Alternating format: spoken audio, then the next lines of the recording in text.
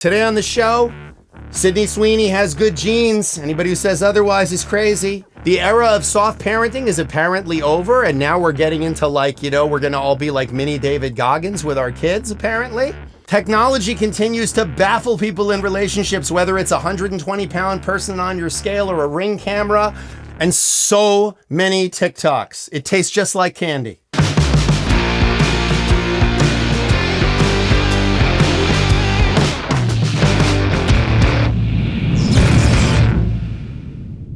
To start today, Jim, not divorce related, but culture related, commentary related. We gotta talk about it. American Eagle, Sweeney. We actually don't. I just want to say we, and I'm using the royal we, I'm using the collective we don't have to talk about it. There's nothing to talk about. You're just looking for something to be mad at now. This is just ridiculous. You are really trying to make a meal out of this, the part of the internet that this is all you have to do. There's multiple wars going on right now. Shit is on fire. And you're going to try to make the haul that Sweeney saying she has good genes and selling a gene, a play on word with genes and jeans. We're going to make this. First of all, there's no disputing Sweeney has good genes, Genes. No disputing she has good genes. She's a beautiful woman, and God does not make boobs that big and waists that skinny in many human beings. It's a genetic thing. She and Emily Ratajkowski should sit together and talk about it, but they're both genetically blessed in the same way that how many male celebrities are also genetically blessed. Some of us have to work really hard at it, and we come nowhere near a 5 or a 6. These are people that wake up gorgeous. So whether it's Anna de Armas or whether it's come on, there's so many people genetically blessed. To try to turn that into, this is Nazism and eugenics. And by the way, all you're doing is giving the right, if you're on the left and you're saying this stuff, all you're doing is giving the right something to hit you over the head with. I mean, Matt Walsh, everybody, they're making a meal out of this. And look, it's important that we have this conversation, because this is why we can't have nice things, internet. This is why we can't have nice things, because you ruin it. We ruin everything. Trust me, I try to not read the comments, but when I read the comments, I get on and I say something about men that I've observed or something about women that I've observed. And invariably, it turns into just an absolute war in the comments, where one person wildly misinterprets this way, the other person wildly misinterprets the other way. People make the most extreme versions of things. So if I say, I like apples, they'll be like, why do you say you hate oranges so much? And then, something came up last week about, how women who don't, their husbands stop paying attention to them and stop complimenting them, that this is something I see in a lot of the female clients that are getting divorced, is that their husbands stop seeing them, stopped appreciating them. All I got in the comments was, well, I'm a woman and I don't need people to stroke my ego. And men saying, oh, women are so needy that they need this. Guys, honestly, this is why we can't have nice things, internet. Whatever happened to reasoned discourse, whatever happened to measured discourse, I know what happened to it, by the way. I can answer my own question. The algorithm happened to it. They're pulling the strings and making you do the dance. Every single one of you that's in those comments arguing with each other, who are you talking to? And who cares what you have to say about this? If you have something so interesting to say about it, get in front of a camera, pick up a rifle and join the fight. Get out there and say something. But if all you're going to do is write these long ass comments that I don't think anybody's reading, including me, I get a sentence into any of it. I'm like, okay, that's enough internet for today. I'm telling you, folks, they're doing this for enragement, engagement. The algorithm is what's manipulating all of your emotional states right now, and there's absolutely no reason for you to take the bait. Yes, it's putting money in the powers that be's pockets, but it is not doing anything for you. You're not getting laid for it. You're not getting paid for it. I don't know why you're going off on each other in the comments. And look, the truth is, there's just other shit to do. There's just other shit to do. I got so much flack for my discussion about the T app and the post we did about the T app. And half of it was people saying, oh, so you don't care about women's safety? Let me tell you something. I've been representing victims of domestic violence in family court for 25 fucking years. What have you been doing, internet? Have you been out there picking up a rifle and taking up the fight for victims of domestic violence? Or is your contribution to the dialogue on domestic violence commenting on TikToks and Instagrams about how you think other people don't care about the cause of divorce? Because you know what that is? That's thoughts and prayers. That's fucking nothing. It's actually less than fucking nothing. Because as Anthony Jeselnik said, really all it is me. In the middle of all this bad stuff, don't forget about me. It's just a cry for attention from you because I don't know who it is who's not giving you attention. I mean, again, maybe I'll meet you. You'll end up in my office to get a divorce. But guys, come on. This is why we can't have nice things. And I want to keep talking to you, but I'm not going to talk to you anymore if you don't know how to behave. Thank you. Soft or hard? How do you like your parenting? Jim, from the Wall Street Journal, bit of a controversial article, especially for them. Goodbye, gentle parenting. Oh, I read this. Yes. Hello, F around and find out parenting. Parents are ditching the softer approach to child rearing that has dominated the culture and taking a harder line to, quote, out-feral their feral children. Yeah. What are we thinking? I mean, I think that the idea that you're out-feraling them is stupid. But I think that this idea of looking at children as anti-fragile, essentially, that children become stronger when their weaknesses are tested, when they meet resistance. I think we just know this about human beings. You know, don't prepare the road for the child, prepare the child for the road. And I think that you know, we've spent a lot of time creating this very bumper-filled world for children that has produced, you know, some very soft kids and some kids that think that speech is violence and think that, you know, upsetting statements are harm to them. And it's really just created a breed of human that all of us, I think collectively on the left and the right, can agree just suck. So I think this is probably a good and refreshing change. It's a necessary change. You know, violence is violence. Speech isn't violence. Hate speech, although unpleasant, is something that in this democracy we allow people to engage in. And to say that it's the same as violence is absolutely insane. So, you know, saying that Sydney Sweeney, you know, using the word jeans means that she's a literal Nazi. Like, using the word literal to mean the opposite of literal. Like, using the word to say, like, I am literally dying right now. No, you're that's the exact opposite of the meaning. That is literally the opposite of the meaning of the word literal. You are figuratively dying right now. But I think this is, you know, this is what was coming, is that people are going to say, okay, that they are parenting their children in a less soft way, in a more clear disciplinary way. Is it actually going to happen? I have no idea. You know, what people present themselves as on the internet versus what they're actually doing, I think, are very different things. Nobody knows that more clearly than a divorce lawyer, that people's performative self and public self and forward-facing self versus what they're actually doing. But I think now the fashion is, of course, the pendulum swinging the other way, which is teach your children discipline and resilience. And, you know, I guess now we're going to have a bunch of mini Jocko Willenick and David Goggins running around telling their children to, like, jump in ice plunges and, you know, and push themselves harder. Again, is this treating dandruff with decapitation?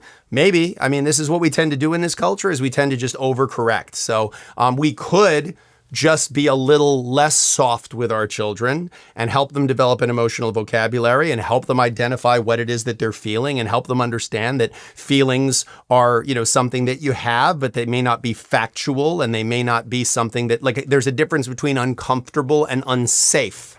And that's something I have to explain to my clients all the time when we're dealing with custody situations. I say to them, look, is your child going to be uncomfortable or is your child going to be unsafe? Because the courts are there to make sure your children aren't feeling unsafe. But whether they're feeling uncomfortable is a different thing. And by the way, just because someone feels unsafe doesn't mean they're actually unsafe. You can feel unsafe and just be wrong. So I hope that this is the start of a change in the parenting trend, because I think we were on our way to producing some very subpar human beings that are not equipped to handle things like representative democracy, monogamy, and, you know, any kind of reasoned discourse. But is the answer going to be to start, you know, really treating our children, you know, in a much more strict manner? I don't know. I don't know if that'll be an overcorrection. It's too soon to see, but I'm glad it's starting to get some press. I'm glad that this is the stuff that we're starting to talk about, because I do believe, at the risk of sounding like Whitney Houston, that children are the future. We should teach them well and let them lead the way. I think we have to have kids. We have to have more of a vested interest in what's going on with children, how we're educating them. I no longer have children who are in the public school system, but I'm very happy to pay taxes that go to the public school system, because I believe that an educated citizenry is the cornerstone of democracy. So even if they're going to grow up to disagree with my political views, as long as these are informed opinions and they can understand the basics of debate and reasoned discourse, I'm willing to live in a world that they're going to be in charge of, and that, by the way, we're going to leave to them at some point. So hopefully this is a trend in the right direction. It certainly couldn't descend into more of a hellscape than it's descending into. So the good news about us being in such a unbelievable pile of dung as a culture right now is that we kind of have nowhere to go but up. So let's see what happens. Recently, San Diego Police Department arrests woman accused of spying on ex-husband's family through ring cameras they had set up in the house for their children. Sure. Suspect was taken into custody Tuesday morning at court shortly before she was scheduled to appear at a restraining order hearing. This is right in my wheelhouse, actually. I actually taught for the New York State Bar Association a continuing legal education course on interception of electronic communications and the evidentiary issues associated with it, because you would be shocked at how often this stuff happens in divorce-related proceedings. People are constantly figuring out ways to intercept the text messages, iMessage, the hacking the Instagram, DMs that people have, finding ways to use ring cams, to use nanny cams, to use secret cameras around the house, finding out ways to hack people's garage door openers. I even had somebody who found a way to hack the person's Tesla. And when I say hack, I don't mean that these are like brilliant hackers. I mean, they found their password, or they had too easy to use of a password, and they use it to track someone's location. Thankfully, most jurisdictions have some form of criminal statute that this violates. In New York State, it's called interception of electronic communications. It also could fit into the definition of stalking. It's also potentially harassment, which is any behavior that serves no legitimate purpose but to harass, annoy, alarm, and intimidate. So it has a lot of value. The challenge is for attorneys is that you have to seize and intercept someone's devices, and you have to do that in a way that prevents them from deleting it. Although I will tell you, there's a budding field of what's called electronic forensics or digital forensics, and these are companies that essentially will go into your devices or go into the cloud and find things you were trying to delete. And then you get yourself in even deeper trouble, because it's rarely the crime, it's often the cover-up that gets people revealed. And if you're trying to engage in what's called spoliation of evidence, which is you're deleting text messages, or you're trying to amend text messages, or you're trying to take, photos that were in your phone and delete them, they don't really disappear the way you think they're going to disappear. So it really is one of those things that, this is a very familiar thing. It's happening all over the place. There was a decision out of Kings County Family Court in Brooklyn. Judge Sunshine, a brilliant family court judge, has been on the bench a really long time, wrote a very eloquent and long decision about this specific issue, about interception of electronic communications, spyware, the use of electronic devices as a sort of the weaponization of them in divorce proceedings, and the ability to use them to inappropriately monitor the actions, whereabouts, and statements of a person. People come in all the time and say to me, hey, I recorded my spouse talking to their lover, or I recorded them talking bad about me to the kids.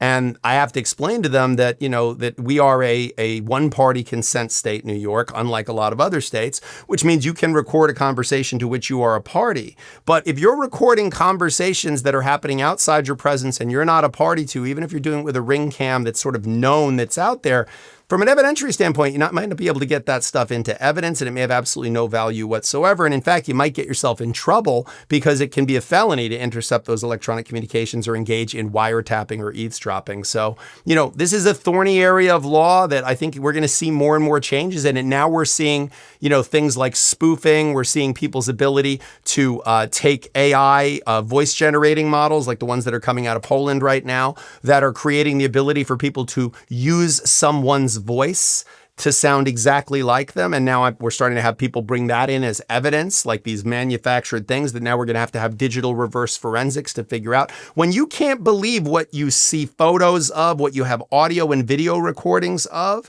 like when AI generated models are so realistic that they could fool a judge, that's going to be something we really are going to have to figure out a way to control for. But this is the beginning of a new trend in complications in the digital age. And let me tell you something, I learned in March of 2020, the early days of COVID, that it took about 5 minutes for people to start hitting each other over the head in custody proceedings using COVID. Suddenly, people that never cared about disease issues before were like, they were epidemiologists and the child had to stay with them and could not go back to the other parent for fear of infection. And suddenly parents who previously had been like, don't let my child in a state where there's a peanut, were suddenly changing to, the kid will be fine, just send him back and forth and it doesn't really matter and none of this is all, and it had nothing to do with what they actually believed or what the public health guidance actually was or what their view was on COVID. It had to do with just, I want to be right and this is something I can weaponize against my co-parent in a custody proceeding. So I'm sure that this is just the beginning of more things people are going to find a way to hit each other over the head with in divorce proceedings. An unsuspecting man finds himself in 120 pounds of trouble. This woman is going viral. For assuming she caught her husband cheating by a 120-pound weigh-in on their smart scale. I love when this she story. wasn't there. I love this story. I actually saw it first on KFC's 1 Minute Man. And I loved it from the minute I saw it. He always finds great stories. Those of you who don't follow him, if you don't follow him, get on there and follow him. You can't miss it. His stuff just cracks me up every time. But yeah, this was a great story. This woman came back from either a vacation or being out, and she found on the digital scale that someone had been on it that weighed 120 pounds, and she assumed that this was her husband having an affair.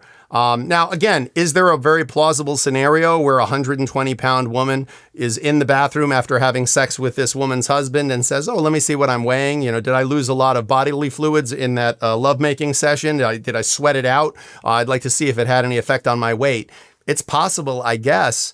I don't know what would be more upsetting for this woman, that this husband had sex with another woman or that woman weighs less than her.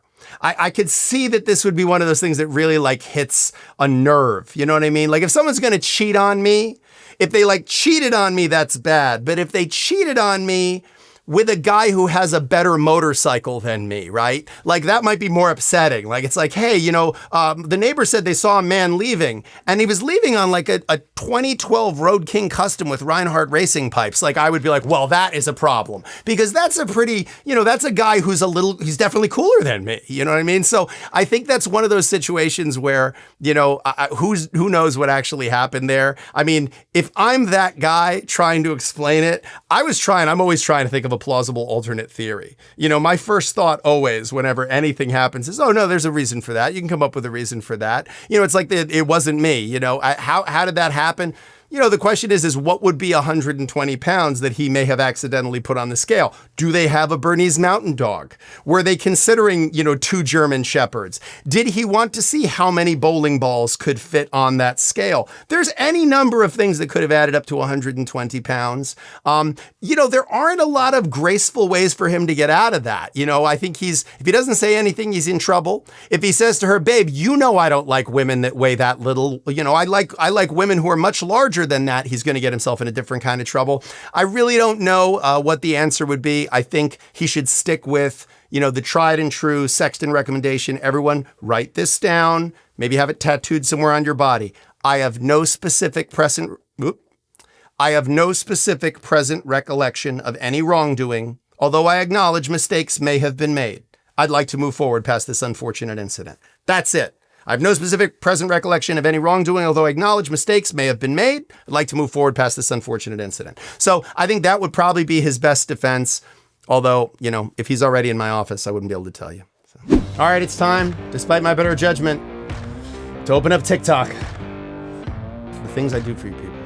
The video is about, so I guess her big thing is she helps with prenup negotiations. Oh, great. We really needed help with that. Thank you. We lawyers really needed help with prenup negotiations. So let's take a look. All right, let's take a look.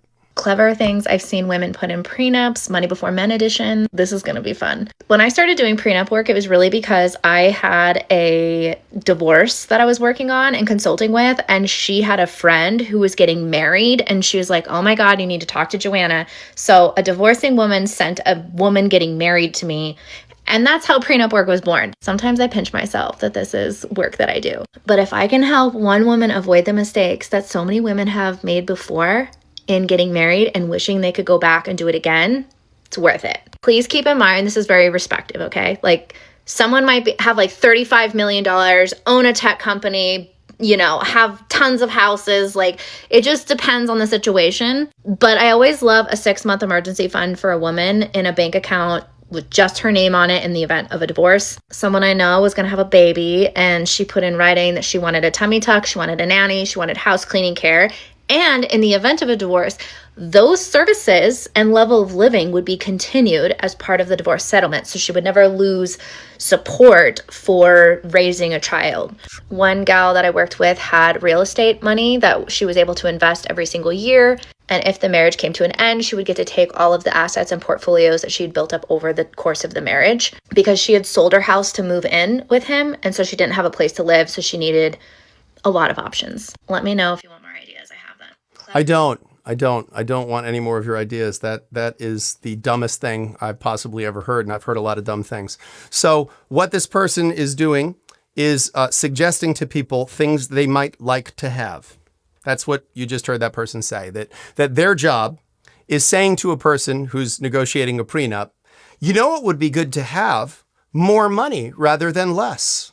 And does the person then go like, you're right, that would be good. I would like to have more money rather than less. You know what would happen if you guys split up and he had lots of money and you had less money?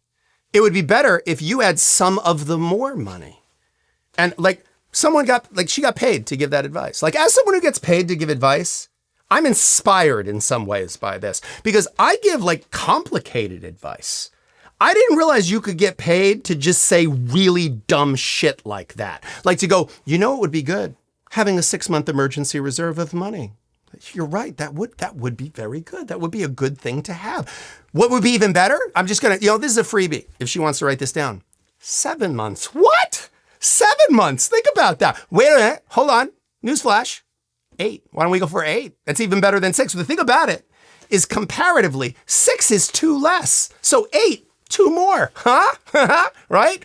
I'll send you a bill for that one. Yeah. I mean, divorce coaching is studying at the Center for Pointing Out Obvious Shit, basically. So prenups, here's how they work, guys. I've negotiated hundreds of prenups, sometimes for the person with money, sometimes for the person without money, sometimes both people have money, sometimes neither person has money and they both have prospects and they don't really know which one's going to be super successful. Sometimes probably who's going to make a lot of money and who isn't in the situation. Although, by the way, if you want to make God laugh, tell him your plans. So all of this stuff about what's going to happen in a marriage, it's all speculation to some degree.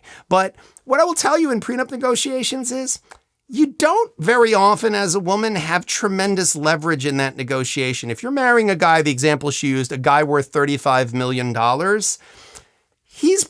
you're not in a great leverage position. I'm sure he's not sitting around going, but I've been dreaming of my wedding for so many years. He'll probably go, as many of my clients do, all right, if we can't come to terms, we can't come to terms. I guess we can't get married. And I just had that happen last week where I represent someone, he's in finance. His fiance gave us an insane, maybe this woman is to blame for that. I don't know. We got an insane list. We got a list of, we had the tummy tuck. We had a push present when she has babies, which she's not even pregnant. We had all kinds of vacation demands. She must have sat down with somebody like this. She wrote up this wish list. I sent it to my client. He looked at it. He was like, yeah, you can tell him to get the fuck out of here. I'd just not marry her if that's the case. So I called opposing counsel and I said, what are you thinking with this? Is she serious with this? And he was like, look, I explained to her that none of this is even vaguely approximate to what a court would do in the event of a divorce, that this is just a wish list. And my client basically said, yeah, it's okay. Tell her I'm sorry it didn't work out and we're not going to be able to get married. We can continue to date if you want to. And of course, she folded. She folded, and instead what she got is what she should have been looking for, which is something where if the two of them split up, she's not crawling out of the marriage, she's walking out it with some dignity and respect. It was something that accumulated over time, so that as time went on, there was more of an investment in the marriage. And there's lots of ways, by the way, that lawyers, that's who should be negotiating your prenup, by the way, is lawyers, because we understand, like, A, what your rights and obligations are in the absence of a prenuptial agreement, because we did this thing called going to law school, and then we took this test called the bar exam that showed we were actually paying attention in law school. So I actually did something other than getting divorced ourselves and taking like a couple of hours of coaching lessons online. So I would just respectfully say, like, leave things to the grown-ups. Yes, can you negotiate your own prenup? Can you hire a prenup coach to help you with that? Yeah, you could hire a barber to help you with that if you want to. You could hire a race car driver to help you with it. You could do your own dental work if you want to. All you need is tenacity and a drill and a high tolerance for pain. Is it a good idea? It's a fucking terrible idea. But if you want to sign on for something like this, knock yourself out. What's the worst that could happen other than you literally setting your entire future on fire? Thanks for taking a few minutes to join us again today, folks. Always great to see you. Please remember to like and subscribe. It certainly helps the channel. Remember to shamelessly purchase my books right there behind me, conveniently placed. And remember to join us again. See you soon.